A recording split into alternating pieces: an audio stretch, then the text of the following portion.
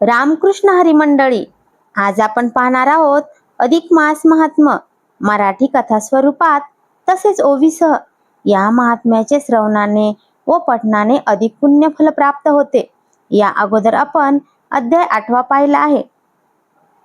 आज आपण अध्याय 9वा पाहणार आहोत. चला तर मग भगवान श्री कृष्णाला वंदन करून अध्यायाला सुरुवात करू. जय श्री कृष्ण. अध्याय 9वा. अधिक मास व्रत पुण्याई. भगवान श्री विष्णू सुदेवाला म्हणाले, वत्सा, ही जी घटना घडली ती त्या मुरलीधर पुरुषोत्तमाच्या कृपेनेच घडली आहे.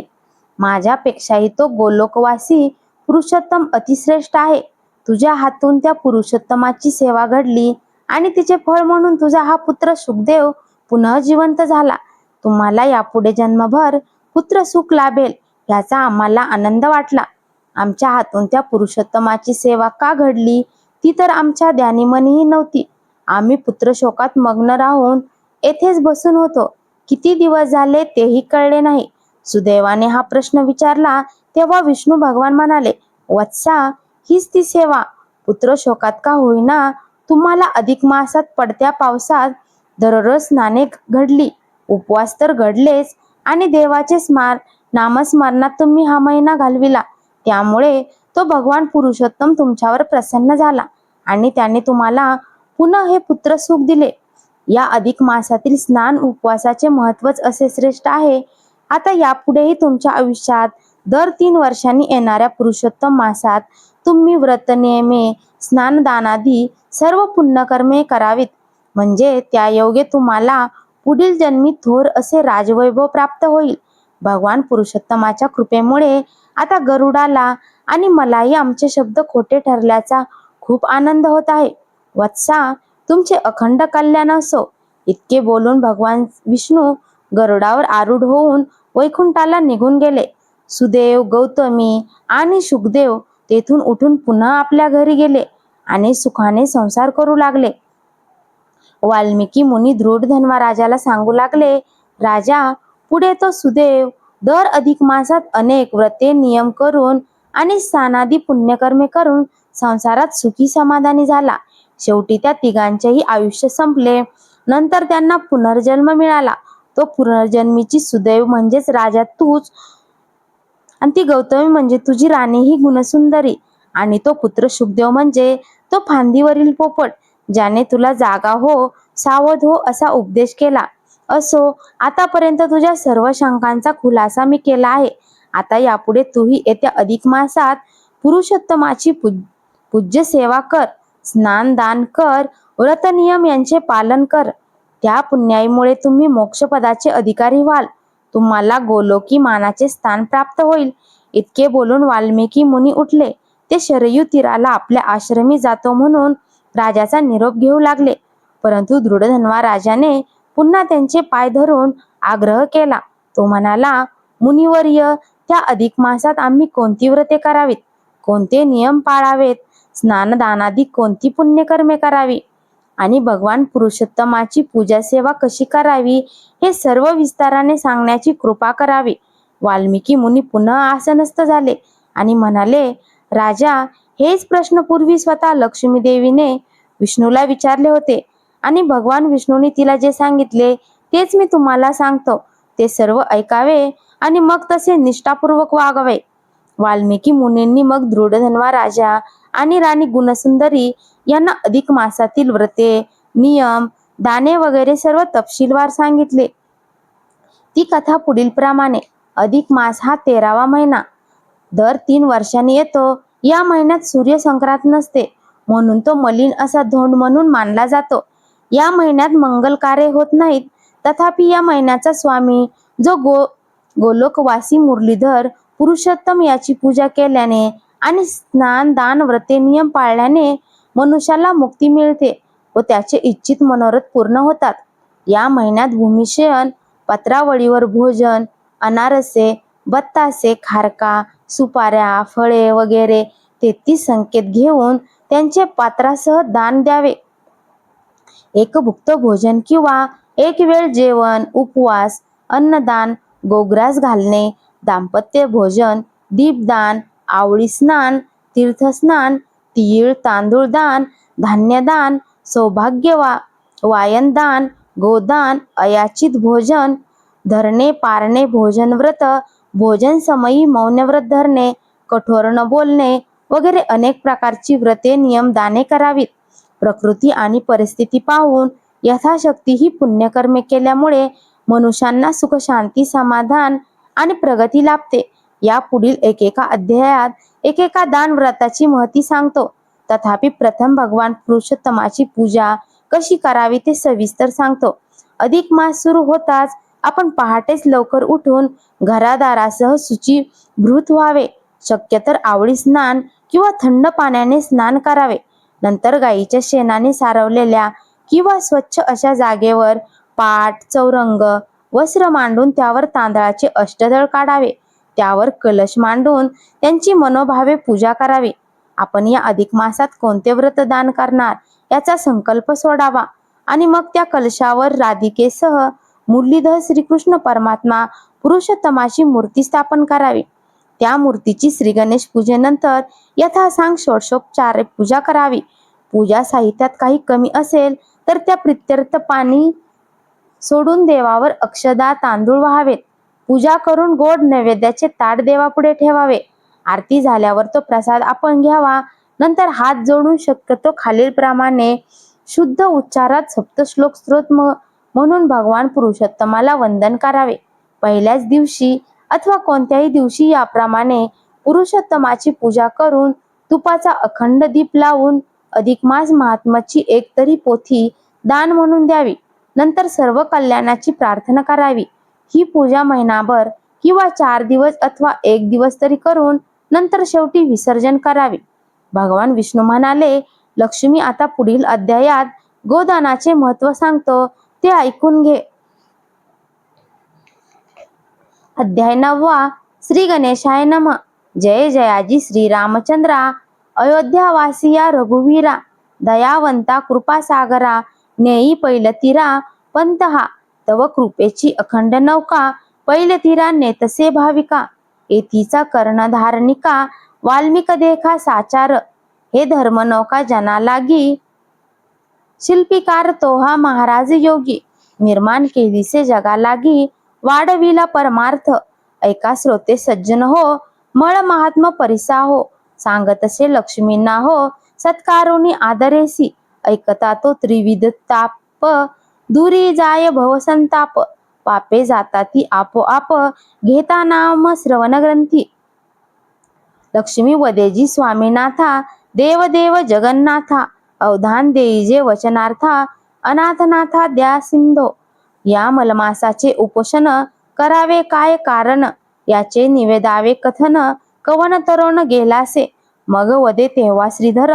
ऐका प्रश्नाचे उत्तर, मुख्य दयावंत अंतर. असून निर्भरेसी हो, दया असे जयाचे हृदयी. तया ते घडे सर्व काही, अन्नदाना ऐसे दुजे नाही. साधन अनेक निर्धारे, भूत मात्री दया जया ते. सर्व साधने घडती तया ते. तेने जाती मोक्षपंथे, तप सामर्थ्ये आगळा. या विषयीचा इतिहास नावे का एका सावकाश. तेथी कथन श्रवणास यथामती निवेदू आता. सर्व धर्मा माझी उत्तम धर्म, अन्नदान अतिउत्तम. तयावरी दया आणि क्षेम, विशेषाहुनी विशेष. उत्तर देशी नर्मदा तीरी, महिस्मृती नामे असे नगरी. तेथील एक ब्राह्मणाची नारी, वैधव्य निर्धारी ती येते. रतारा विरहित कामिनी, अप्तवर्ग नसेची कोणी. एकाकी विचरेते स्थानी, भिक्षा मागुनी क्रमी काळ. तापसी परम कोपिष्ट, विधवा असुनी रागीट. तपश्चर्या कधी श्रेष्ठ, काया कष्टे कष्टवितसे. तव पातलिया मलमास, नर्मदा तीरी जातसे स्नानास. नक्त नेम करी उपवास, भरता मास एक पै. मार्गी भेटली ती येथे, नाम तियेचे तुरिजया पाही. परम पापिष्ट दुर्त्यही, दोषयुक्त सर्वदाही. अति त्याई चांडिका ते, मार्गी चालता अकस्मात. ब्राह्मणी भेटली ती येथे, एरी उभी राहुनी तेथे. पुसे स्वागत आदरेसी, म्हणे कृश झाली सबाई. व्रत आचरत असा देही, मितव अभागी पाही. न घडे काही सार्थकता, श्रीदेहाची बुद्धी पाही. पापरूपी अमंगळ देही, यासी उपाव करू काही. सांगा बाई आदरे, ऐसे बोलून उत्तराते. करुणा स्वरे गहिवरले, तेथे म्हणे नेने कधी दान व्रताते. भगवंताते अंतरले, पहा कर्माचे विधान.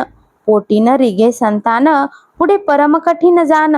नरक दारुण सुटेना, निपुत्रिकाते नाही गती. ऐसे बोले वेदश्रुती, पापियाते नाही गती. तरो केऊती पुढारी, ऐसे करुणा स्वरे गहिवरण. करीती झाली ते रुदन, ऐसे देखून ब्राह्मणीन. कळवली मानसी, भूतमात्री दया तिज लागी. म्हणून कळवली निजांगी, मग विचारून स्वअंगी. काय करती झाली पै, हाती होते गंगाजळ. सेवेची होते कर्दळी फळ, मग सुधले हो सातात काळ. करी जाण तिची या, म्हणे ऐके सादर आता. करुणा देखून द्रवले चित्ता, तरी स्वीकारी हे उदक आता. फळासहित निर्धारे, एका दिवसाचे व्रत पुण्य. तुझ लागी एके केले अर्पण, येणे हो तुझ कल्याण. झाले उत्तीर्ण सर्वस्वेसी, ऐसे वदन ते अवसरी. फळासहित उदक करी, घालितासी ते नमस्कारी. कृतकृत झाले म्हणून या, ऐसे वर्तता ते समयी. नवल वर्तलेसे पाही, तात्काळ झाली दिव्य देही. एवढी नवाळी व्रताची, मनी चमत्कारी ब्राह्मणीन. वर्ते पाहे जो वेलोकून, तो तात्काळ पावले विमान. स्वर्गाहून तात्काळी, तक्षणी तिये शुद्रिते. वाहुनी नेते झाले विमानाते, एरी नमस्कारी बद्ध हस्ते. न विसरे माते उपकार, धन्य धन्य तू पर उपकारी. तपस्विनी माझी तू खरी, प्रचित आली आज खरी. सद्गद अंतरी होतसे, त्रिवार करुणी नमनाते. विमान गेले स्वर्ग पंथे, पुढे काय वर्तले ते. सावधान चित्ते परिसावे, कौतुक पाहून नयनी. आश्चर्य करीतसे मनी, मने देखत देखत पापिनी. गेले उद्धरवणी तात्काळ, काय माझे अदृष्ट खोटे. म्हणून दुःख मोठे, पुढे तरी अवघड वाटे. कैसेनी ओहटे जन्म प्रवाहो, अहो जगदीशा काय केले. वृथा जन्माते सारिले, काही सार्थक नाही झाले. वृथा आले जन्मासी, भगवान कृपेची माऊली. एवढी पापीन उद्धरली, देखत देखतच नेली. वाहोन या विमानी, आता कवन करावा उपाहो. कैसेनी लागेल माझी सोय, ऐसे उकलली हृदय. मुमुक्षु पाहे या नवे, येथे उद्भवली असे शंका. एवढी पापीन उद्धरली देखा, देता एक दिन पुण्योदका. तरली देखा निर्धारे, मग ते ब्राह्मणी पाही. केवीन तरे ते तो देही, कैसेनी पडेल अपायी. हे तो नवलाई अपुमपम्य, तात्काळ गेली पापीन. मागे राहिले पुण्यवान, तरी ते विषयीचे कारण. सावधान परिसीजे, समूळ पाणी असलिया पाही. पुण्य लेश नेनेची काही, उपरती होता हृदयी. उद्धरोन जाई तात्काळ, समूळ पापाचा ठेवा. अर्थश्लेष पुण्यवट बरवा, तो कैसेनी पहे पाहे जीवा. करू नये हेवा दुजियाचा, समूळ पाप जेव्हा झडे. तेव्हा पुण्य लेश अंगी जडे, उद्धरागतीसी मग रोकडे. जाता विलंब न लागेची, असो ते ब्राह्मणी पाहे. सुखेद युक्त गृहा जाय, म्हणे अहो देवा करू काय. केवता होय परिणाम, एरीकडे ती शुद्री जाना. पावती झाली स्वर्गभुवना, परिकर्म भोग चुकेना. पावली जनना मागुती, पदरी पुण्याचा संचय. म्हणून प्राप्त झाला मानव देहो, वाराणसी माझी जन्म होय. ब्राह्मण वर्ण लादला, पुण्य सामग्री पदरी. एक ब्राह्मणीच्या घरी, भागीरथीची येतिरी. जन्म निर्धारी पावला, काशीनाथ नामाधिधान. तयाचे ठेविले असे जाण, दिवसेंदिवस झाला तरुण. वैसा जाण अष्टवर्षी, कालांतरी ब्राह्मणी पाहे. पाहोनी यात्रेचा समुदाय, वाराणसी यात्रा जात आहे. पातली लवला आहे काशीपुरी, करुणी तीर्थविधी स्नान. घेतले श्री विश्वनाथ दर्शन, मग करती झाली परिभ्रमण. देव दर्शन सकळाही, तव अकस्मात मार्गावरी. काशीनाथ ब्रह्मचारी, भेटता झाला ते अवसरी. दुरोण करी नमनाते, परिपूर्व ओळखी कैची येते. जरी पूर्व पुण्य सामग्री त्याते, म्हणून स्मरता झाला हृदयाते. उपकारा तेईची या, म्हणून येता झाला निकटी. भेटता झाला उठा उठी, म्हणे सखये पडली सदृष्टी. पूर्व पुण्य करुनिया ऐसे एकताची वचन, एरी म्हणे तू आहेस कवन, केवती तुझी ओळखन, आलासी कोठून या ठाया, मग बोले ब्रह्मचारी, मी तुझी सखी निर्धारी, पूर्व ओळखी पूर्ण धरी, घातले करी पुण्योदक, ऐसी आठवण देता ती येते, एरी भेटती झाली तयाते, मग समूळ वृत्तांताते, कुसे आदरे भामिनी, येणे झाले तेथी कथिले, एकता मन संतोषले, म्हणे एका दिवसाते दिदले, पुण्य वाहिले इजलागी, तितुकियाची ती तरली, विमानी वाहून या नेली, देखत देखत उद्धरली, कलह कल्लोळी पापिनी हे, पुन नरदेह लाधला, वरी ब्राह्मण वर्ण चांगला, तोही गंगा तटाकी निपजला, विश्वनाथ जाळा कृपाळू, अहो देवा काय केले, माझे सार्थक नाही झाले, वय माझे व्यर्थची गेले, नाही घडले सार्थक, एका दिवसाचे उदक करी, घालिता उद्धरली नारी, मी तो आचरले मासवरी, मळमासा निर्धारी व्रताते, कवन पापाचा भोगवटा, भोगिता न सरेची वाटा, म्हणून पीडितसे लल्लाटा, गहीवर मोठा दाटला, अट्टहासे तेव्हा रडत, उर्शिर असे बडवित, जनसमुदाय सभोवते, मिळाला तेथे पहावया, एती ते पुसती काय झाले, एरी उत्तर नेदी बोले, जन म्हणती वेड लागले, किंवा घेतले पिशाची, भूत केवी झडपित येते, ही तव झडपिली महाभूते, ऐसे वर्तता तेथे नवल, अद्भुत वर्तले, हिचा पापलेश सरला, पुण्य वाटा उभा राहिला, तेने योग्य अंतरी द्रवला, नाथ भोळा दिनाचा, तात्काळ आणविले विमान, तिथे दिव्य देह करुण, देखत देखत सर्वजण, नेली वाहून विमानी,